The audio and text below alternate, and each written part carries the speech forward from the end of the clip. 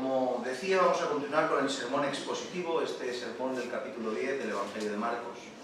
En el sermón anterior estuvimos hablando y abordando desde el versículo 1 hasta el versículo 22, en el cual, ¿verdad?, aprendimos cosas bastante interesantes. ¿Sí? Aprendimos mucho acerca del personaje que aparece impetuosamente delante de nuestro Señor Jesucristo, entre las cuales la más importante y relevante tuvo que ver con esa gran superficialidad demostrada por Jesús ante las reacciones, en cuanto a las reacciones de este joven rico. También estuvimos dando respuesta al por qué nuestro Señor Jesús lo para y lo corrige cuando lo llama maestro bueno. Y también estuvimos viendo cómo Jesús pone en estrecho a este joven para intentar provocar en él conciencia de pecado para el tan necesitado arrepentimiento para la salvación. Lo que nos dejó una lección magistral de cómo atender a las personas que vienen en estas condiciones.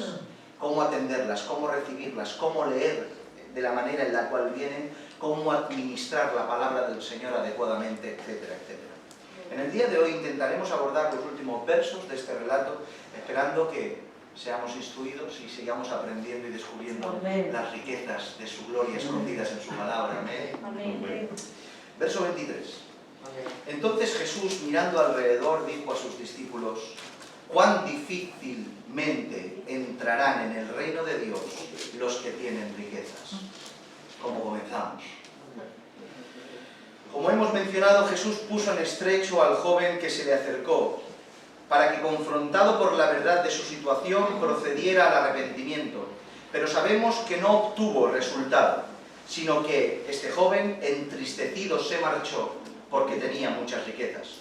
Es entonces, en el momento en el cual este joven se marchaba, mientras aún sus espaldas se veían en la escena y en el horizonte, que Jesús toma a sus discípulos y les hace tal declaración. Cuál difícilmente ven la escena, el joven marchándose, entristecido, y el Señor, cogiendo a los 12 y viendo las espaldas, me imagino, de este joven, les dice a los discípulos: cuán difícilmente entrarán en el reino de los cielos aquellos que tienen riquezas. Como ya estamos acostumbrados en el modus operandi de nuestro Señor Jesucristo, no podía dejar pasar la ocasión para enseñarles una regla magistral y principal a sus discípulos, una verdad imprescindible a conocer por ellos y por todos. Y es por eso que les comenzó a enseñar en ese momento.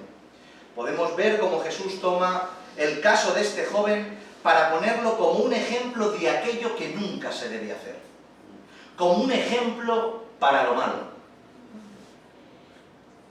Y esto es muy típico en las enseñanzas de Jesús, tomar el ejemplo de aquellas personas que explícitamente hacen las cosas mal para enseñarles a los que están con él lo que no se debe hacer en cuanto a lo que han visto.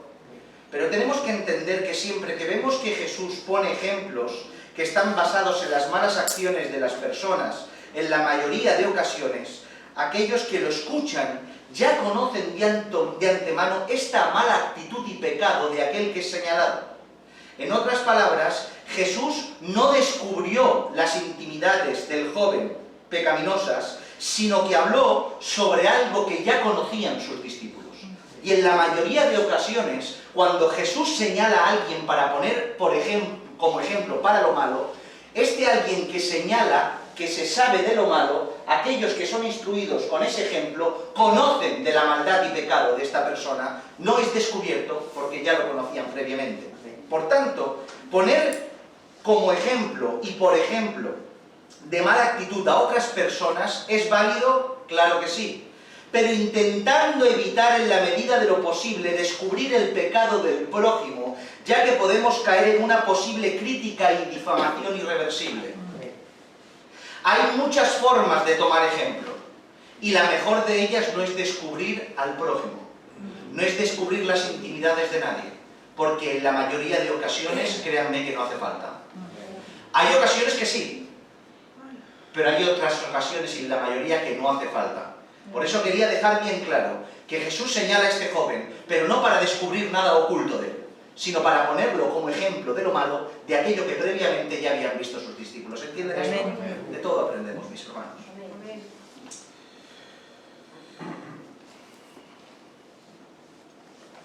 24. Los discípulos se asombraron de sus palabras, pero Jesús respondiendo volvió a decirles: hijos, cuán difícil es entrar en el reino de Dios a los que confían en las riquezas.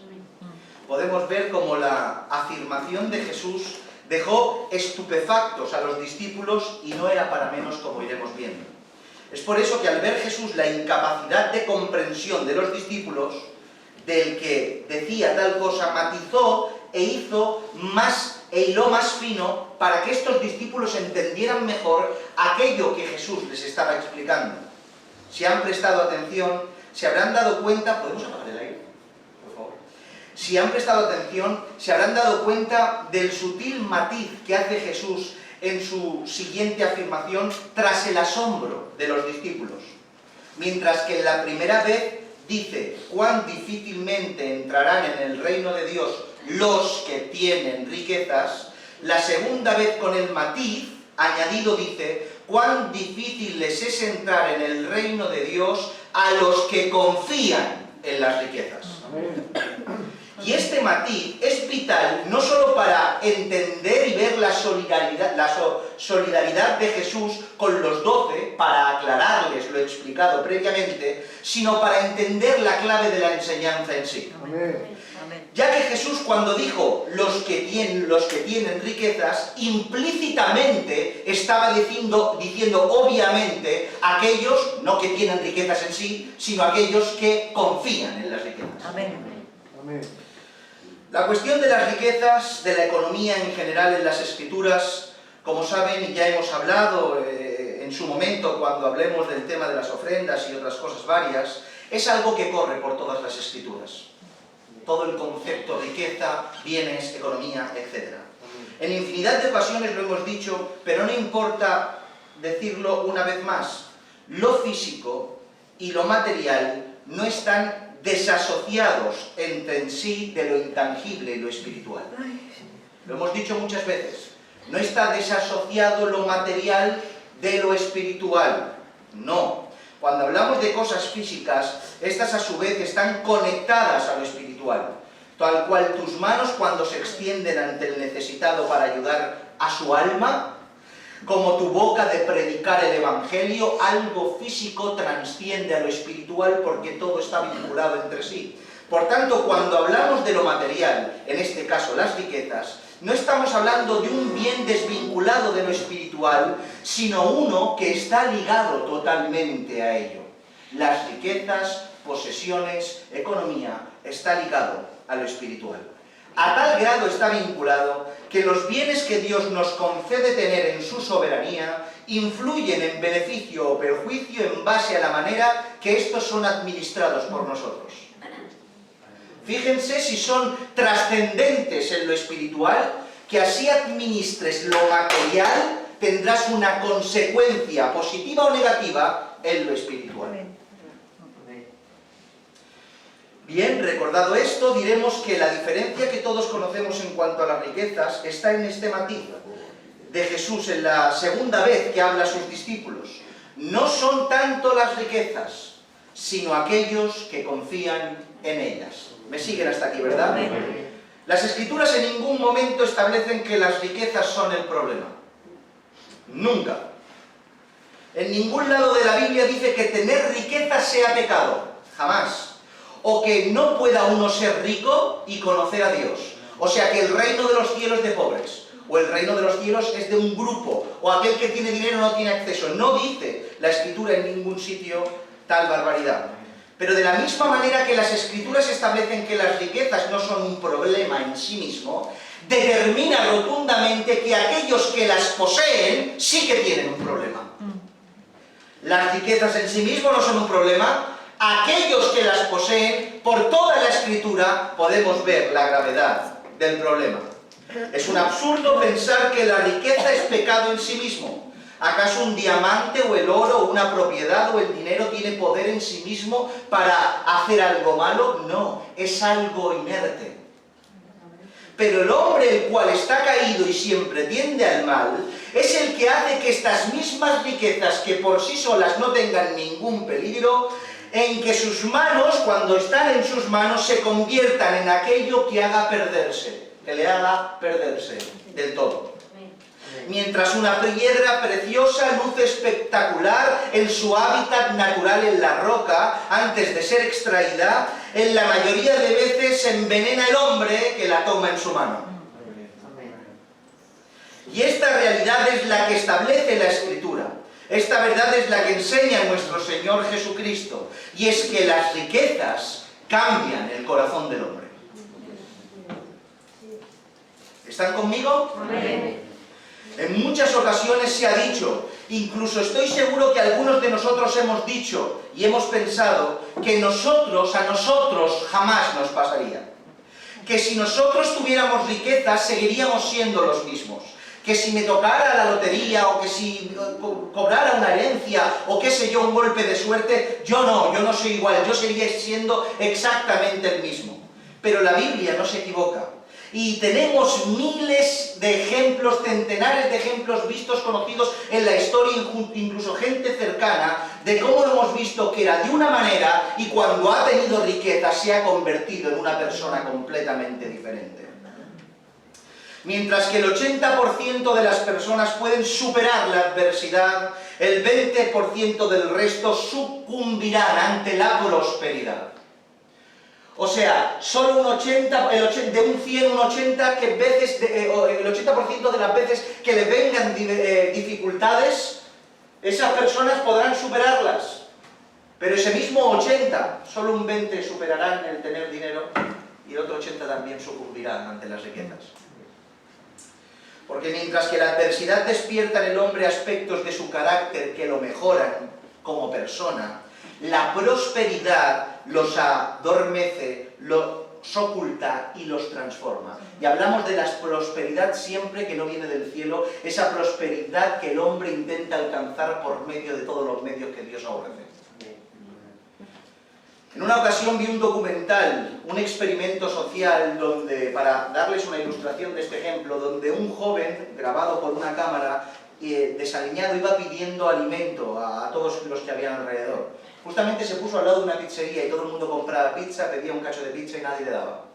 ¿Y saben que al final de mucha búsqueda quién fue el que atendió al joven y le dio un cacho de pizza sentado en una escalera? Un mendigo. Un mendigo que estaba sentado en una acera vio la necesidad de aquel joven y compartió el poco pan que tenía.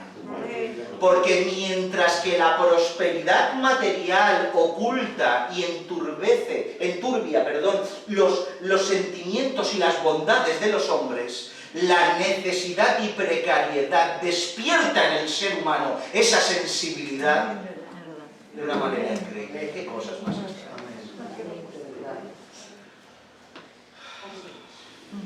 Las riquezas son tan sumamente peligrosas y cambian tan profundamente el corazón del hombre que incluso lo hacen sin la necesidad de tenerlas.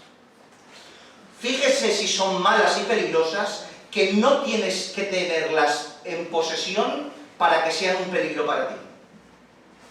Y esto es fácil de entender.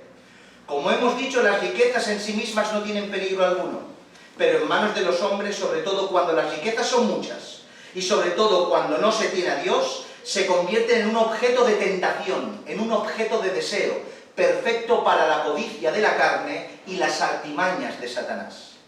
Es por eso que el mismo Satanás utiliza las riquezas, el poder y todo lo que esto envuelve para tentar, y para tentar al propio Señor Jesucristo. ¿Recuerdan en el desierto? Mateo capítulo 4, verso 8 y 9.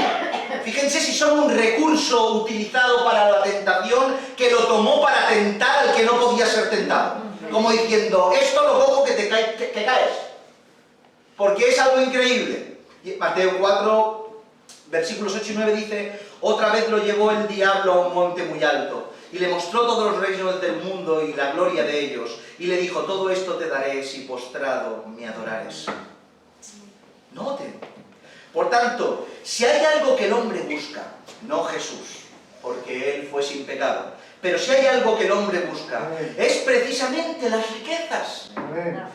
Y la búsqueda de las mismas despierta la ambición y la codicia, quedando a merced de su carne y a merced de Satanás. Porque se junta lo que Satanás ofrece, lo que tu carne desea. Escrituras que incluso aquellos que son de Dios, las riquezas que no tienen, son un peligro para la estabilidad de sus almas. Por eso leemos en el Salmo 73, verso 2, en cuanto a mí, casi se deslizaron mis pies, por poco resbalaron mis pasos, de ver la prosperidad de los impíos. Un hombre de Dios que no tiene las riquezas para ser tentado, es tentado por medio de las riquezas que tienen otros. Fíjense el peligro de las riquezas en manos de los hombres y en sus corazones. Las riquezas, según las Escrituras, despiertan y producen y encaminan al hombre a diversos aspectos, tendencias y prácticas pecaminosas. Y espero que en esta tarde quede bien claro esto. Una de las cosas que produce las riquezas, vamos así despacio, no sé lo que vamos a tardar, ¿vale? Una de las cosas que produce las riquezas es que las riquezas y lo que conllevan te embriagan de poder y despierta el deseo y la necesidad de seguir embriagándose de poder. Como ya hemos dicho por encima, cuando hablamos de riquezas no solo nos referimos a dinero en efectivo, sino a todo lo que este dinero te permite obtener y conseguir. Por tanto, las posesiones, la voz, el voto, las propiedades, terrenos, negocios, prestigios, empresas, etc., están ligados en todo lo que consiste la riqueza. Por otro lado, cuando hablamos de poder, no solo tenemos que relacionarlo con lugares de privilegio que te dan posibilidad de gobernar sobre otros, como un rey o un presidente. Hay muchas formas de entender el poder, y una de ellas es entender el poder en base a lo que la riqueza te proporciona, lo cual es obtener todo aquello que uno desea. Te otorga poder. El poder de obtener todo lo que uno quiere. Porque hoy en día casi todo se compra con dinero. Amén. Por tanto, uno cuando tiene riquezas tiene el poder para adquirir, para tomar, para hacer aquello que sin esas riquezas le sería imposible. Así pues, las riquezas hacen que nos embriaguemos de dicho poder y cada vez queramos más. Lo pruebas y cual el alcohol quedas prendado de ella. Quiero más, porque me produce una sensación de poder que me embriaga y me satisface. Señor, nos ayude. Automáticamente, entendiendo esto, que las riquezas nos embriagan de poder, tenemos que entender que la riqueza produce en nosotros todo lo que va relacionado con esa embriagadez, con ese poder, etc.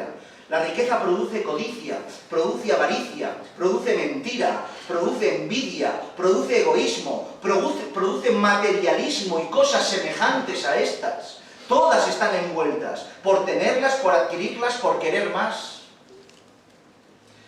Las riquezas generan y producen en el hombre todo aquello que es contrario a la voluntad de Dios, mis hermanos. Dios nos dice, Isaías 41:13, porque yo el Señor soy tu Dios, que te sostiene en tu mano derecha y te dice, no temas, yo te ayudo. Amén. Mateo 5:3, bienaventurados los pobres en espíritu, porque de ellos es el reino de los cielos. En otras palabras, Dios nos quiere como dependientes, esperando cada día en Él para estar provistos de todo. Esta enseñanza la vemos clara por todas las Escrituras, muy explícita cuando Israel estuvo en el desierto con el maná, ya que Dios proporcionaba maná y solo podían coger el del día. Tenía un padre a su mujer y a 6 o 7 hijos y tenía que coger solo para el día, porque si cogían más se corrompía, exceptuando la víspera del Shabbat que cogían doble. ¿Para qué? Para que fueran dependientes de la provisión y cada día cuando se levantaran no miraran sus bolsillos y sus fuerzas, sino que miraran el cielo para que vieran descender. Amén, amén. Sin embargo, las riquezas nos hacen sentir autosuficientes. Autosuficientes. La autosuficiencia tiene que ver con la capacidad individual de obtener todo lo que uno necesita sin necesidad de nadie más. Eso es autosuficiencia. Valerte por ti mismo para todo lo que necesites. ¿Y qué es lo que ocurre cuando creemos que esa mentira y llega a nuestro corazón? Que cometemos un pecado terrible, el pecado de idolatría. ¿Cuántos pecados llevamos ya, mis hermanos, ligados a las riquezas? Dios nos dice: ninguno que milita se enreda en los negocios de la vida a fin de agradar a aquel que lo tomó por soldado. Segunda de Timoteo, capítulo 2, versículo 4. Sin embargo, aquellos que adquieren la riqueza, obviamente la han tenido que conseguir por medio de enredarse en los negocios de la carne para poder conseguir tal magnitud de riquezas. ¿Ustedes creen que aquellos que van haciéndose ricos están todo el día en la playa? Están trabajando de sol a sol, obviamente a algunos les gustará más que a otros, pero no paran de enredarse, no paran de involucrarse, de meterse en negocios. Inclusive la gente que recibe las riquezas de golpe, por una herencia o por lo que sea, necesita enredarse en los negocios de la carne para mantener ese imperio. En otras palabras, es imposible, mis hermanos, ser hijo de Dios, militar en sus filas y tener riquezas. Porque si tienes riquezas a ese grado, terminarás enredándote y dejando de militar en los negocios de nuestro Señor. Noten más cosas. Dios nos dice, Mateo 6, 19, 20, no hagáis tesoros en la tierra donde la polilla y el orín corrompen y donde ladrones minan y hurtan, sino haceos tesoros en el cielo, donde ni la polilla ni el orín corrompen y donde los ladrones no minan ni hurtan. Sin embargo, aquellos que tienen riquezas, precisamente las tienen porque ignoran estas verdades y mandamientos. El Señor nos promete que siempre en nuestro campo habrá fruto para el alimento diario, pero no nos ordena tener graneros para almacenarlo.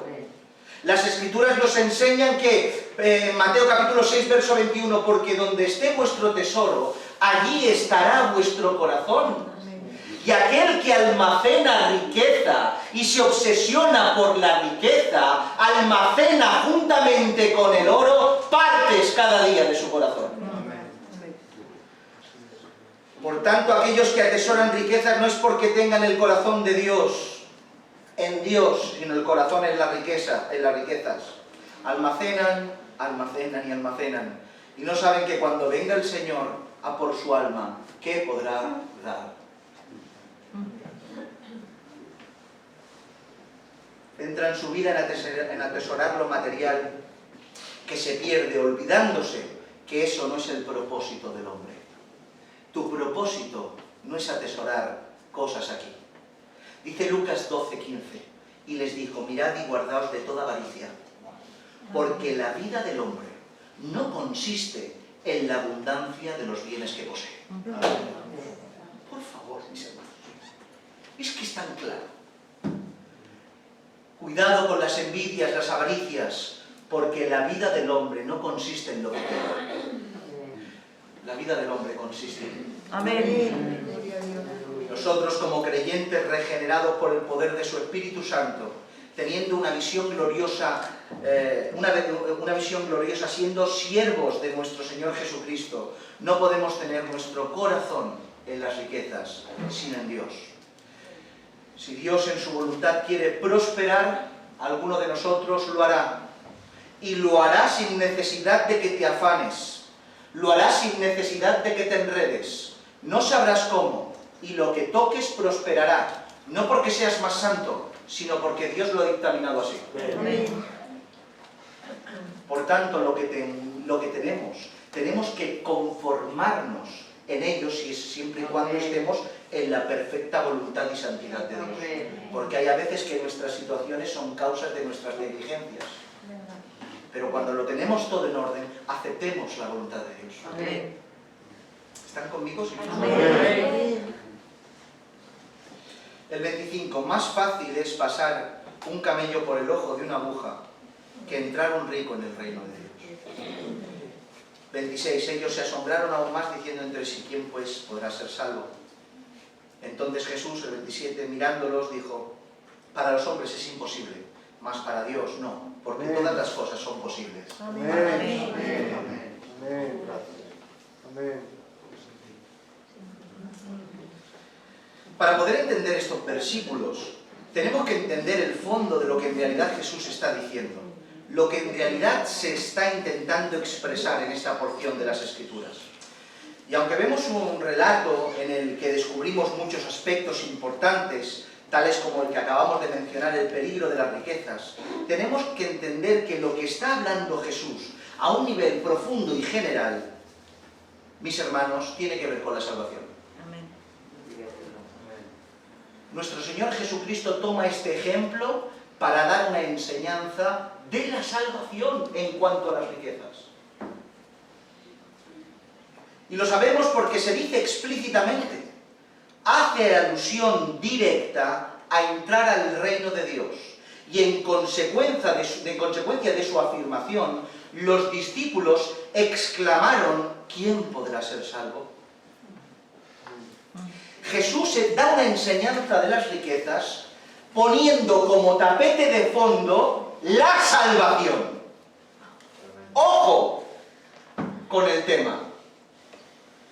Por tanto, no estamos ante un pasaje que se puede pasar por alto o tomar a la ligera, ya que habla directamente de un peligro en concreto, en este caso las riquezas, las cuales hacen que el hombre se pierda. Es por eso que Jesús utiliza esta ilustración tan gráfica. Más fácil es pasar un camello por el ojo de una aguja que entrar un rico en el reino de Dios.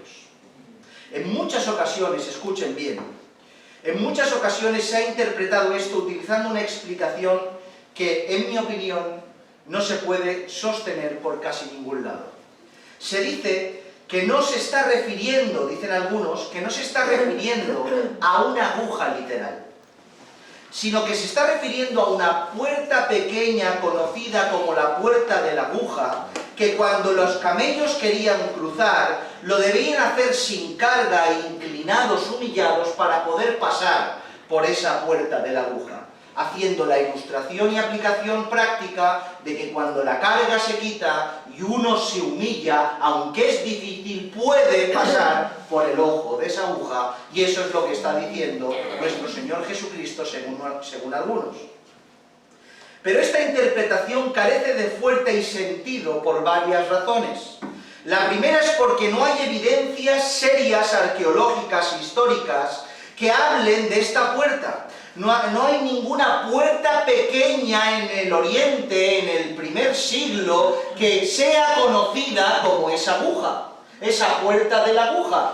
Obviamente habían puertas pequeñas, pero no se entiende en esa época, ni esos relatos históricos ni arqueológicos, una evidencia clara de una puerta descrita así. Por otro lado, las palabras que se utilizan para ojo y para aguja, ambas palabras en su raíz etimológica, se refiere no a una cosa abstracta o a una cosa diferente, sino a lo que primeramente le viene a la mente a uno, a una aguja de coser convencional de la época. Una aguja convencional para costura. Esta forzosa explicación que hemos dicho se hace porque muchos no pueden asumir la rotundidad del mensaje de Jesús en esta porción de las Escrituras. Por tanto, al no poder asumir tal rotundidad, aligeran la contundencia de las palabras de Jesús con esta interpretación, dando alguna posibilidad a los ricos mencionados de que se puedan salvar. Pero mis hermanos, no es lo que Jesús intenta decir aquí. Jesús claramente deja sin ningún tipo de posibilidad a aquellos que menciona en su ejemplo. Una vez más notemos el ejemplo. Más fácil es pasar el camello por el ojo de una aguja que entrar un rico en el reino de Dios.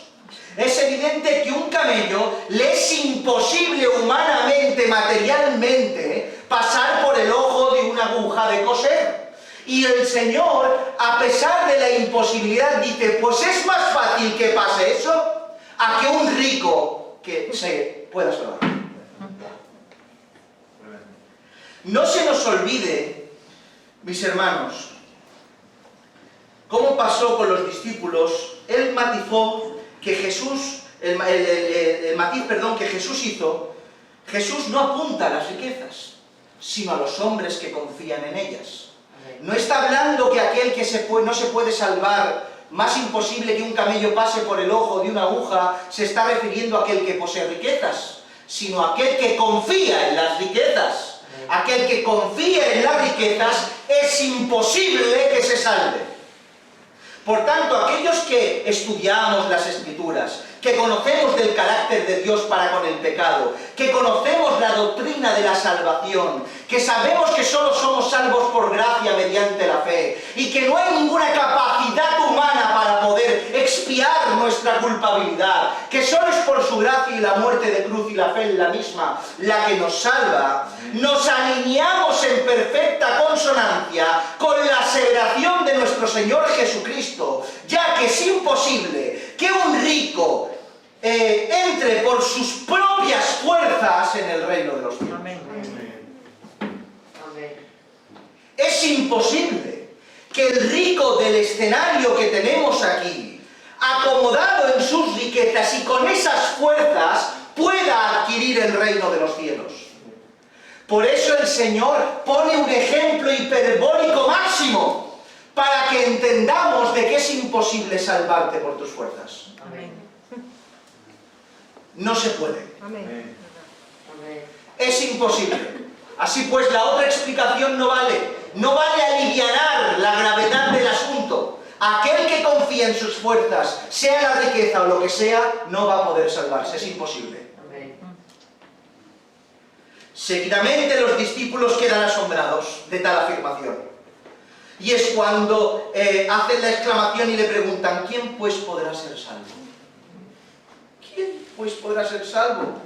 Tenemos que recordar que a lo que se refiere a las riquezas en el primer siglo, les acompañaba la creencia absoluta de que aquellos que eran prosperados en todo era por causa de su obediencia.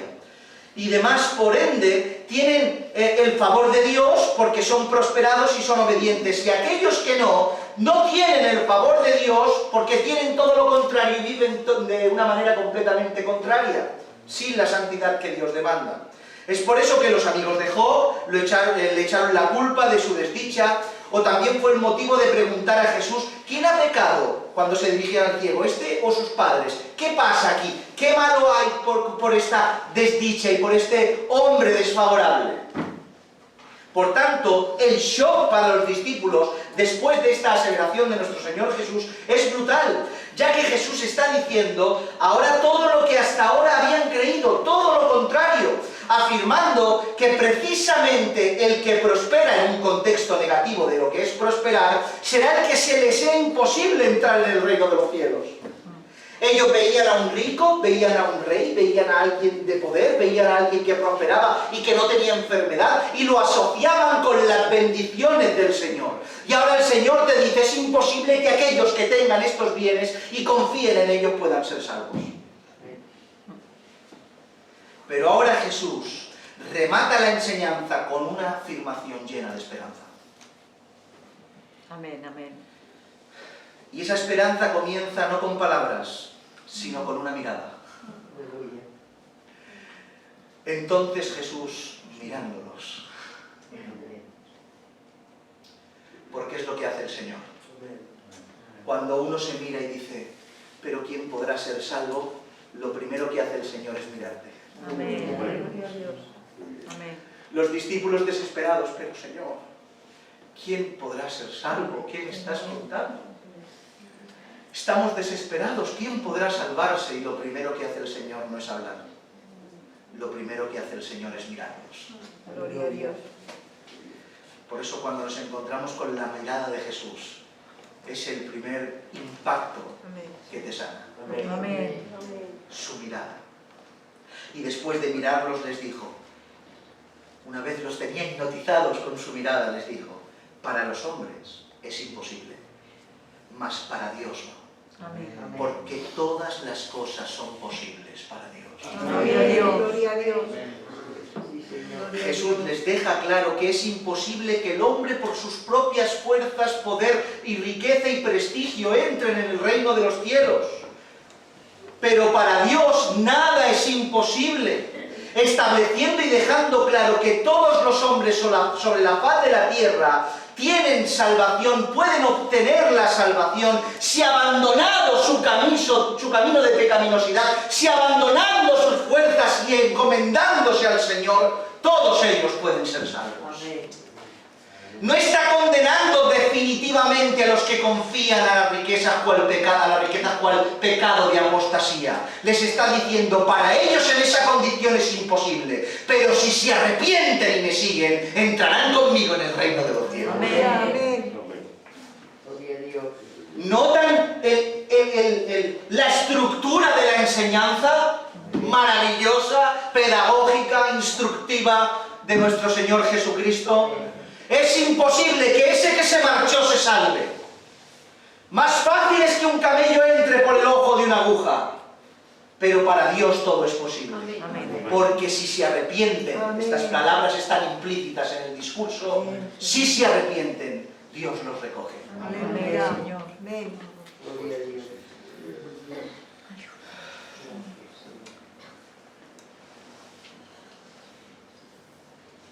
Seguimos un poco más, vamos a ver igual terminar.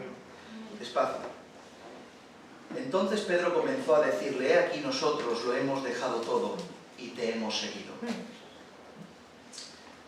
Podemos ver cómo el apóstol Pedro empieza a hacer sus cavilaciones que siempre hace. Como siempre, él suma la reacción del joven, las palabras de Jesús y su propia condición y lo que él ha hecho para hacerle la pregunta siguiente. Una pregunta que no encontramos en el Evangelio de Marcos, pero que sí está implícita, pero que está explícita en el Evangelio de Mateo, en el Sinóptico, en el capítulo 19, verso 27. ¿Qué pues tendremos?, le dice Pedro a Jesús. O sea, de alguna manera el verso se leería así. Entonces Pedro comenzó a decirle, he aquí nosotros lo hemos dejado todo y te hemos seguido. ¿Qué pues tendremos nosotros? El versículo 29 dice, y el 30, respondió Jesús y le dijo, de cierto os digo que no hay ninguno que haya dejado casa, o hermanos, o hermana, o padre, o madre, o mujer, o hijos, o tierras, por causa de mí y del Evangelio, que no reciba 100 veces más ahora en este tiempo, casas, hermanos, hermanas, madres, hijos y tierras, con persecuciones, y en el siglo venidero, la vida eterna. Gloria a Dios. Amén. Gloria a Dios. Lo primero que tenemos que resaltar es que estas promesas no son promesas específicas solamente dirigidas a los 12 apóstoles, porque como son los que van a servir al Señor de una manera más específica, podemos llegar a creer que esta recompensa puede ser exclusivamente solo para los 12. Podemos ver que hay promesas exclusivas para los 12, como la que encontramos acerca de los 12 tronos que ellos recibirán, desde donde juzgarán a las 12 tribus de Israel, que otra vez en el Sinóptico de Mateo, capítulo 19, verso 28, vemos que están. Estas promesas está dirigida a todo creyente que lo deja todo por seguir a Cristo. Y una de las formas de saberlo es porque sabemos que todo hombre o mujer que decide seguir a Cristo debe tomar su cruz para seguirlo. Amén. Aquí no hay un camino de gente que se sacrifica y un camino que va como si fueran los mundos de Yupi. ¿Se acuerdan de los mundos de Yupi? No puede ser. Aquí todo el mundo camina con la cruz a cuestas. Amén. El Señor lo ha establecido así. Quien quiera venir en pos de mí, niéguese a sí mismo cada día, tome su cruz y sígame. Por tanto, Dios, que es benévolo y dadivoso, sin tener necesidad, nos colma de bendiciones por el hecho de seguirle y dejarlo todo atrás para poder hacerlo. Esto, mis hermanos, no debe ser el aliciente que nos empuje a cambiar y que nos empuje a caminar.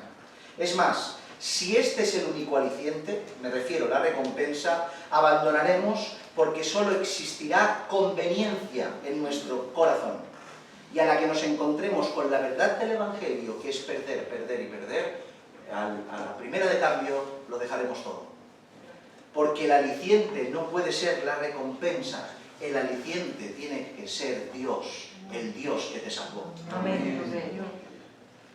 No obstante, es gratificante saber que Dios se ocupa de los suyos. Es gratificante saber.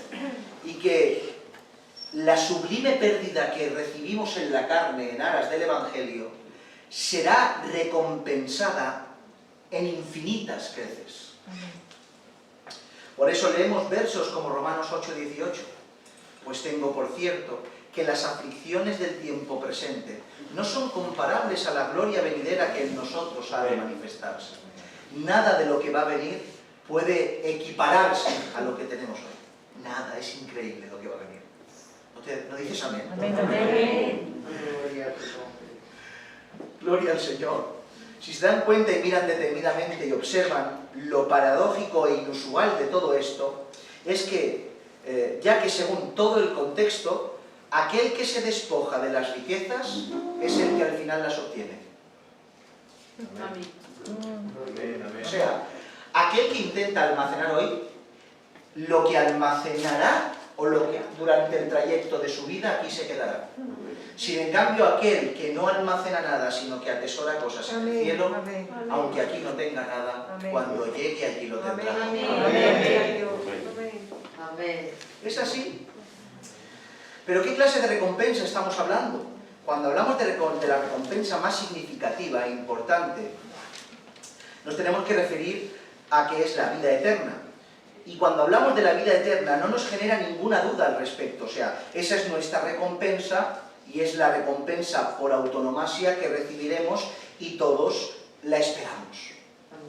No obstante, nos dice el texto que recibiremos una recompensa ahora en este tiempo, dice.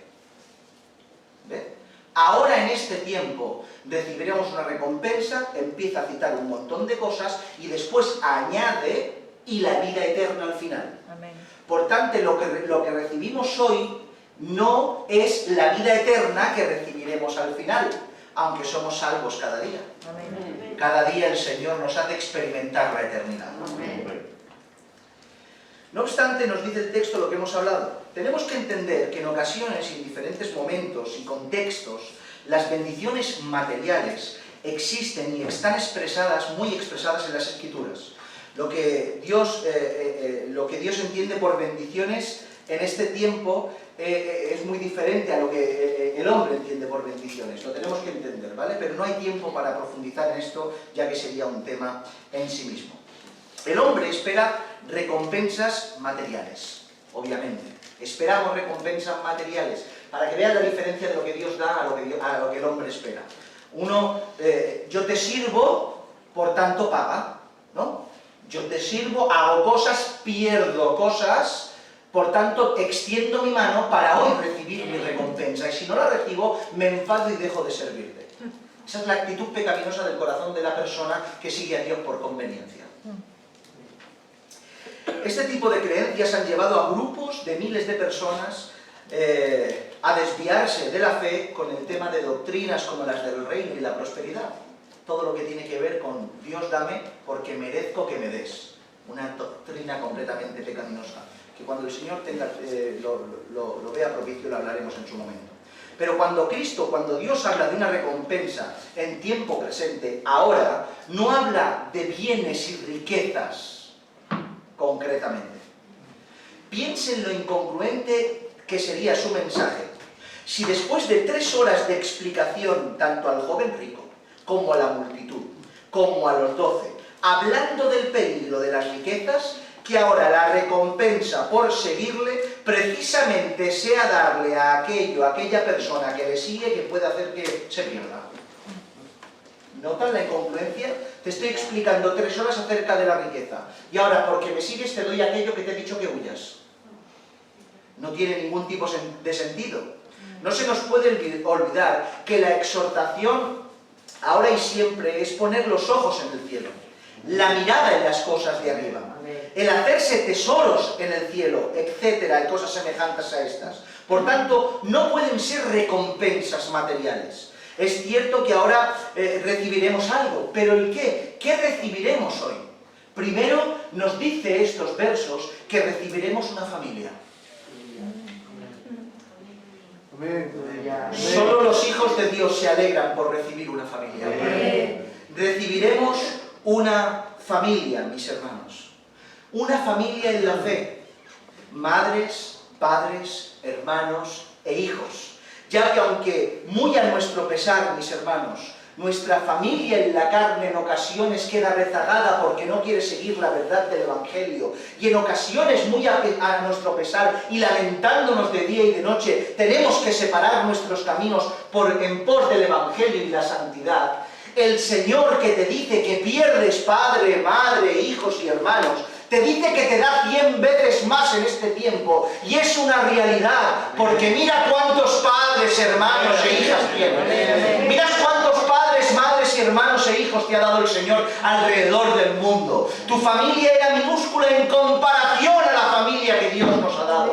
Y con esto no estamos diciendo que nos olvidemos y que despreciemos a nuestra familia. Los amamos y todos aquellos que no lo conocen deseamos que se arrepientan y vuelvan al Señor. Pero qué familia más hermosa nos ha dado el Señor. Y eso no tienes que esperar a que Él venga. Ya lo tienes hoy aquí. Solo hace falta que mires a tu lado y verás a tu familia. Amén, amén, Señor. Verás el regalo que Dios te ha dado a tu familia. Gloria a Dios. Lo segundo, una paz y plenitud que te hace que lo poco que tengas sea infinitamente mayor que lo mucho de aquello de los que no tienen a Dios. Lo poco que tienes es como si fuera lo más grande de Dios. Señor. Es por eso que mientras leemos por un lado en Isaías capítulo 32, verso 18, y mi pueblo habitará en moradas de paz, en habitaciones seguras y en recreos de reposo. Amén. En Isaías 57, 21 leemos, no hay paz, dijo mi Dios, para los impíos. Así es. Sí, será. Porque los hijos de Dios, con enfermedades, con lutos, sin dinero, en una cueva, tienen shalom. Amén. Sin embargo, los reyes en los palacios no pueden ni siquiera dormir. Los impíos sufren allí en sus mansiones. Se sacian de los manjares más exquisitos, pero todos les saben amargo.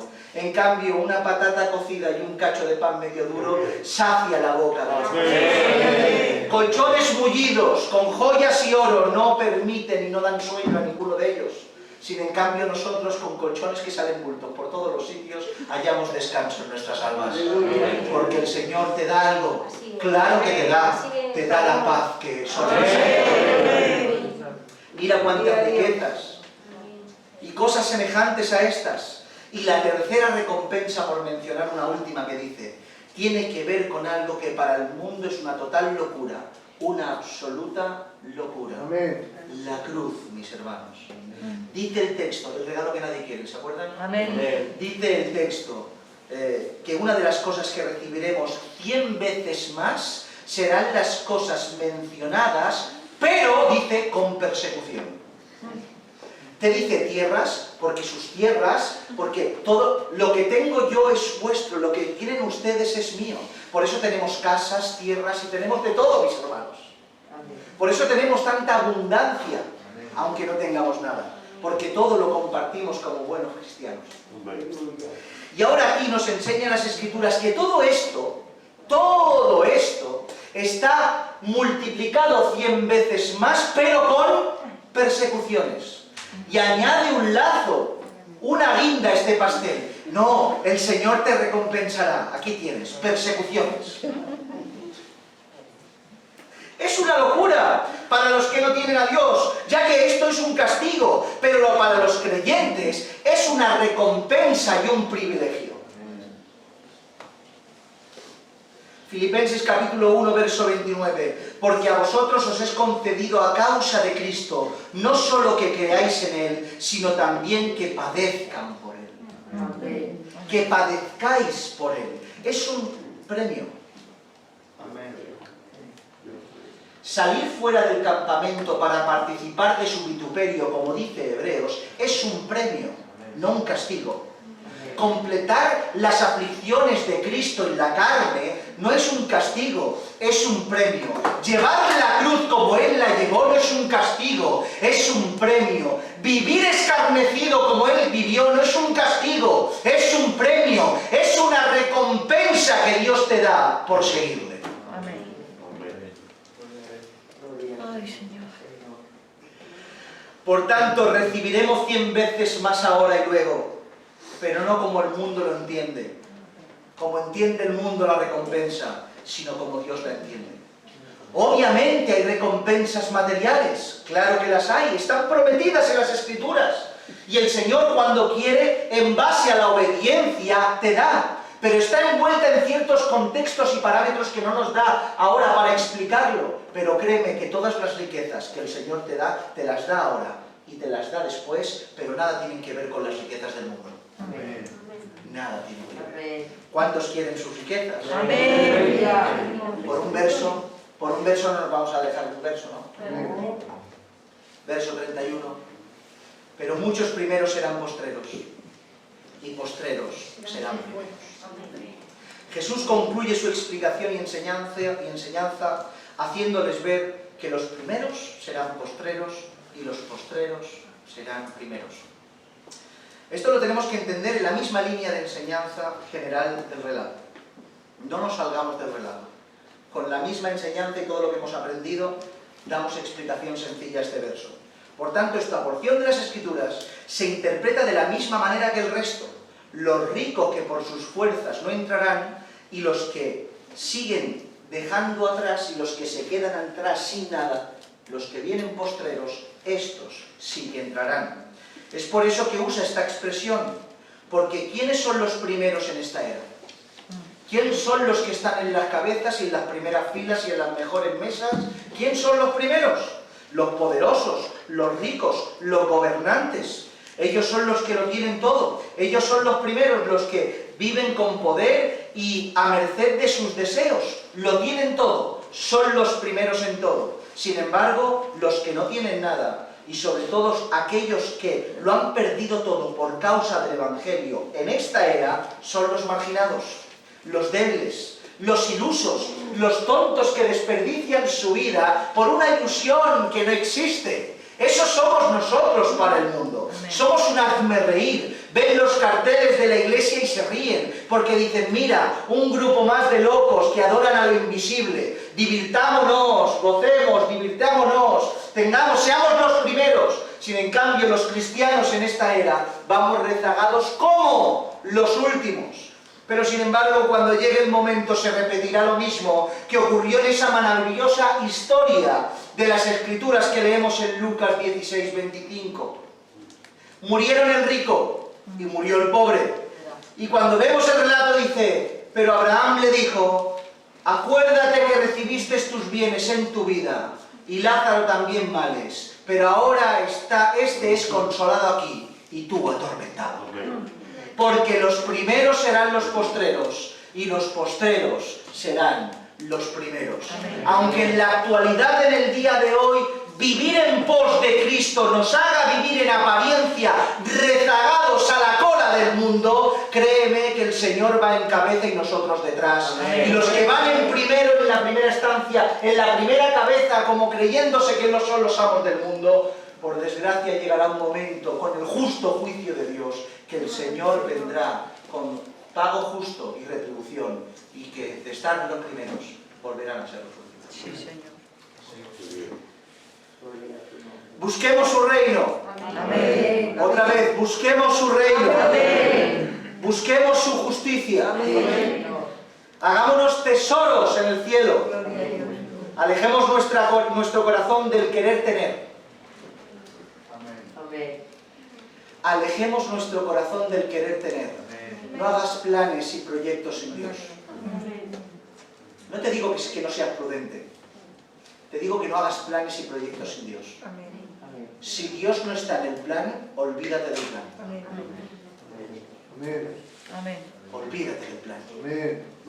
Los planes sin Dios no sirven para nada. Amén. Aunque prosperen. Así es. Aunque prosperen. Busca el reino de Dios y su justicia. Y Dios, te prometo, que añadirá todo lo que haga falta. Amén. Él pondrá y Él quitará en base no a lo que quieras, Amén. en base a lo que necesites. Amén. Y no solo tu necesidad material, sino en base a lo que necesites para tu ajuste espiritual. Porque hay personas que Dios les da para ese ajuste y hay personas que Dios les quita para ese ajuste. Por tanto, acepta la voluntad de Dios, ya que como tu Padre te cuida y sabe lo que te tiene que dar, y sabe lo que te tiene que quitar. Amén. Pero una cosa está segura, mis hermanos, y espero que nos vayamos también con esta idea. Todos nosotros, todos y cada uno de los hijos de Dios, créanme que ya somos ricos. Sí, Señor. Amén. Ya somos ricos. Y no por el lugar que nos espera, no por el lugar que nos espera, sino por aquel que nos va a venir a recibir. Amén, Señor. Él te hace rico. Amén. Dios te hace rico. Amén. No por la riqueza, sino por su persona. Amén. Porque su persona es la riqueza. Amén. Siéntete rico con el Señor, iglesia. Amén. Así que agradece al Señor Gloria a por Dios. ser parte de ese retiro Amén. que lo acompañará. Mira tu cabeza. Vamos a dar gracias.